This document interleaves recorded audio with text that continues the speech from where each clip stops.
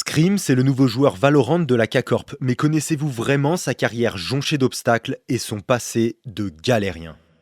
Scream, de son vrai nom Adil Benrlitom, naît en 1994 en Belgique et grandit avec sa famille à Bruxelles. Très jeune, il s'intéresse aux jeux vidéo et notamment à Counter-Strike, jeu dans lequel il excelle. En 2011, l'e-sport n'en est qu'à ses balbutiements et Scream joue dès l'âge de 16 ans pour plusieurs équipes amateurs sans pour autant toucher de salaire. À cette époque, Adil ne le sait pas encore, mais il est en train de se forger. Il est en train de devenir un monstre.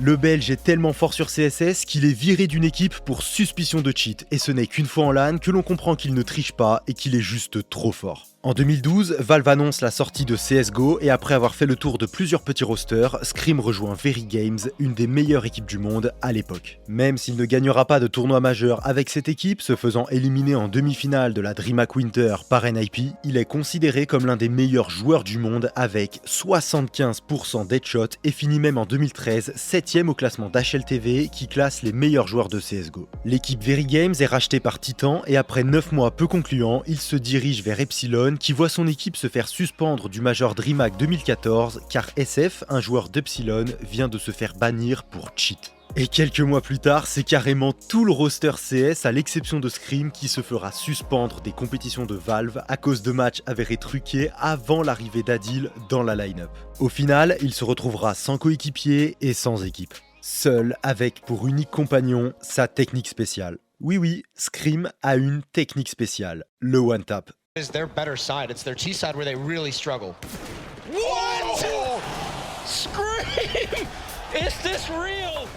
En effet, il ne spraye jamais avec son arme, mais essaye des one-tap en tirant du balle par balle jusqu'à toucher la tête de l'ennemi. Cette technique, qu'il est le seul à utiliser aussi souvent, lui vaudra le surnom de Headshot Machine et il sera vu comme un joueur différent. Le problème, c'est que lorsqu'il réussit ses one-tap, c'est joli et ça finit dans les compiles CSGO. Mais lorsqu'il loupe, on se dit qu'il aurait mieux fait de full sur son adversaire. Scream fait alors des efforts pour spray plus souvent et après un bref passage chez Kinguin, il retourne chez Titan qui voit son roster racheté par les ambitieux G2 eSport quelques mois plus tard. Des nouvelles couleurs et une équipe plus stable que ses précédentes expériences, il ne fallait que ça à Scream pour réveiller la bête qui sommeillait en lui. Avec G2, il remportera la première édition de l'eSport Championship Series face aux meilleures équipes du monde et sera élu MVP du tournoi pour au final être dans le top 10 HLTV des meilleurs joueurs de l'année.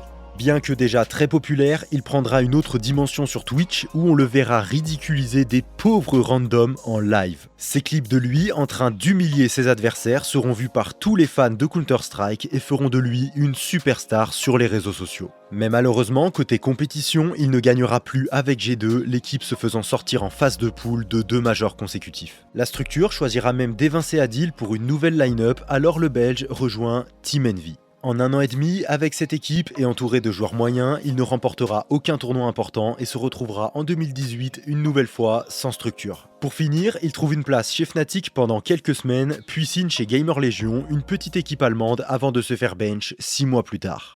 Le constat est terriblement frustrant et a un arrière-goût de talent gâché. Malgré son skill indéniable, Scream n'arrive pas à s'imposer dans une équipe sur le long terme. Soit l'équipe se fait suspendre pour triche, soit le sponsor se retire, soit il se fait bench. À seulement 26 ans, Scream avait déjà joué pour pas moins de 18 line-up différentes en seulement 8 ans de carrière sur CSGO et sa meilleure performance en major était une demi-finale avec Very Games en 2013. Mais rassurez-vous, le meilleur est à venir pour Scream.